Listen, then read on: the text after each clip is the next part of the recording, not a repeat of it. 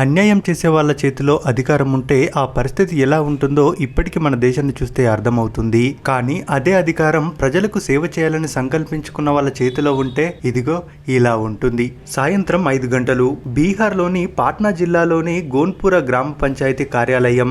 ఆ గ్రామ సర్పంచ్ అబాదేవి విధుల్లో బిజీగా ఉన్నారు. ఇంతలో ఆమెకు ఫోన్ కాల్ వచ్చింది. దగ్గరలో ఉన్న గ్రామంలో ఓ అమ్మాయిని కొందరు ఆకతాయి యువకులు వేధిస్తున్నారన్న సమాచారం అందించారు. వెంటనే అబాదేవి టేబుల్ పై ఉన్న రివాల్వర్ ను తీసుకుని వాహనంలో అక్కడికి చేరుకుంది. ఇక ఆమె రావడం గమనించిన రౌడీలు భయంతో పారిపోయారు.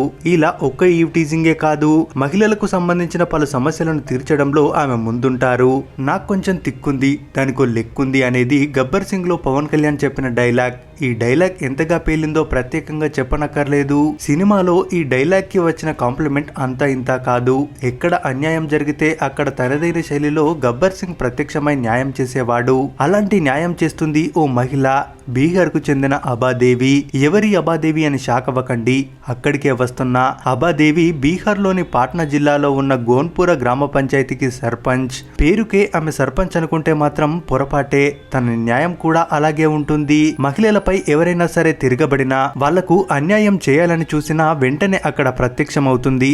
అల్లరి మూకలపై దాడి చేసి మహిళలను రక్షిస్తుంది. గోన్పుర గ్రామ పంచాయతీకి కింద 13 గ్రామాలున్నాయి. అమ్మాయిలను ఏడిపించే ఆకతాయిలు, రౌడీలు, గుండాలకు ఆమె పేరు చెబితేనే హడలిపోతారు. అవసరమైతే కాల్చేందుకు కూడా వెనకాడరని మహిళా సంఘాలు చెబుతున్నాయి. 2011, 2016 సంవత్సరాల్లో జరిగిన స్థానిక ఎన్నికల్లో ఆమె సర్పంచ్ గా ఎన్నికయ్యారు.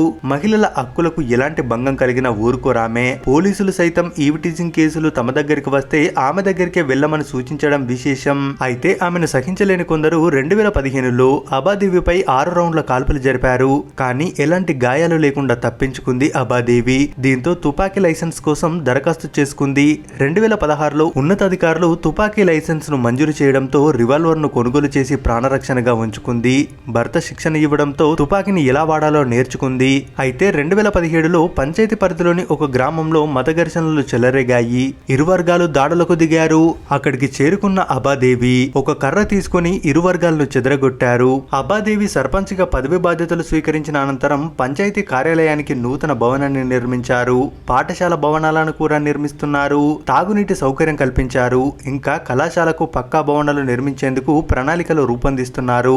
ఎప్పుడు రివాల్వర్ చేత పట్టుకుని తిరగడంతో ఆమెను స్థానికులు లేడీ సింగం, రివాల్వర్ రాణిగా పిలుస్తున్నారు. ప్రజలకు, ముఖ్యంగా మహిళలకు సేవ చేయడం ఆనందంగా ఉందని చెబుతారామె. ఇలా మొత్తంగా చూసుకుంటే ఆమె ఓ లేడీ గబ్బర్ సింగ్ అని చెప్పాలి. కళ్ళ ముందు అన్యాయం జరుగుతుంటే చూస్తూ ఊరుకోదు. ఆపద అని ఒక్క ఫోన్ చేస్తే చాలు, క్షణాల్లో వాలిపోతుంది. ఇక ఆమె పరిధిలో ఉన్న 13 గ్రామాల్లో ఎక్కడ ఎలాంటి గొడవ జరిగినా వెంటనే అబాదేవి అక్కడ ప్రత్యక్షమవుతుంది. ఆమె వస్తుందంటే రౌడీ మూకలు భయంతో పరారవ్వాల్సిందే. ఇది ఓ సర్పంచ్ కథ. ఇక ఎప్పుడు చీరకట్టులో రివాల్వర్ పెట్టుకుని ఉంటుంది.